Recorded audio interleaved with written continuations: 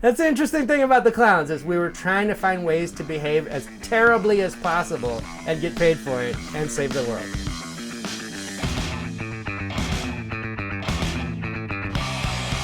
I'm Dingo Dizmal. Yeah, I'm just a clown. Just a regular, everyday clown.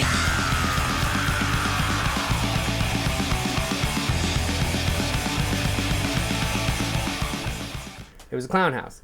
We moved in our clown organization, who were part activists, part forest defenders, and part punk rock band that was clown themed. We made it a focus to draw people. We went to every single protest we could go to. We went and got involved with everything we could do, plus all of the band stuff we were doing. We were around all these folks. There was always flyers. Then they'd come to our house, and sometimes we'd just set something weird up. And part of it was to make enough scene for them to look at us, and then we could give them our propaganda for the stuff we had been studying. And we did a lot of stuff to take care of the neighborhood. Like we had a free bike shop, and as we were doing it, we started getting a lot of donations. People would bring their bikes, people would bring a bunch of food, anything to keep us going. It was worth it to them. So we had a whole lot of support at that clown house. And then it got so big that we could no longer afford to live there. We got classed out right away. The whole character of the neighborhood changed. It started homogenizing. And now when I go down Alberta Street, I don't recognize most of it. The clowns are the gentrification Marines. The first one's into the neighborhood that's a bad neighborhood, and the first one's out of the neighborhood because they can't afford to be there anymore. In the end, they took off to start another clown house without me. And I just got to be a homeless guy that used to have a big giant organization. What am I going to do?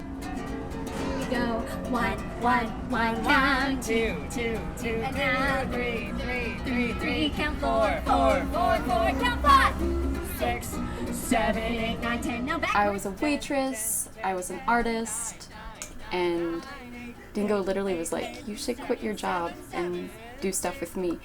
And she did it. She quit her job, she became a clown, and she became a better clown than me. And that started a whole new life that I like to call the golden age. My name is Olive Rootbeer. I was the new chapter. Well, I'm an entertainer, I'm a clown, I'm a balloonist. I am kind of like a fairy, kind of like a doll, and I'm a wife as well.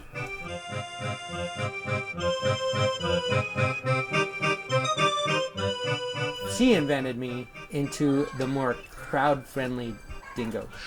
I'm still a clown. I'm still doing all the stuff I used to do, just for kids now instead of for people in nightclubs. The person that Dingo came out of from the clown house, I got to have all the best parts of that. So now we're clowns in cafes, and we're doing the same stuff that we did before at the clown house, but in a different way.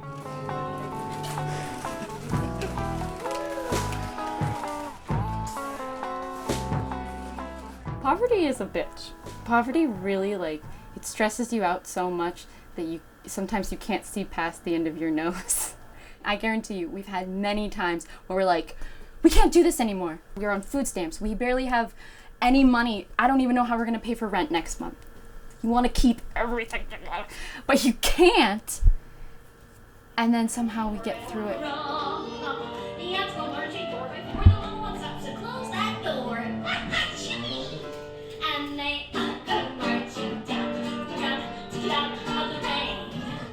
I definitely don't want to be known as the gentrification guy. My kind of clown is doing a secular monk thing, but we don't have to.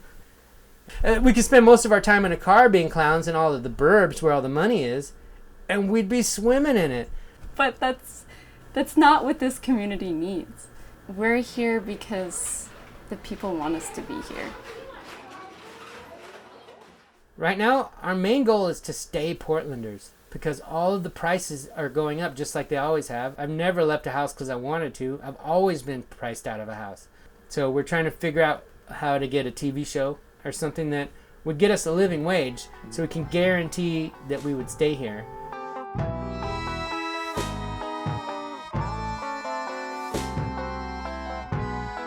The goal is to make a name for ourselves and to build our fan base and our popularity. And if they keep putting money in our jar, then we can keep coming back. Thank you so much, kids. Why did I stay here in Portland? I love Dingo, and I love this town. It's a great town to be a clown. It's a great town to be a clown. It's a great town to be a clown. Where is it? Portland! We bring artificial sunshine to people in our city. When you entertain an entire crowd and they're cheering for you, but they're like looking at each other and they're having such a great time. It's the best thing you could imagine to make somebody smile. And then go, ready for fun? See, folks around here are used to the rain. No hiding inside. We still bike and hike and take the train. You can find your clothes in a box. I don't care the color of your socks. Baby, we're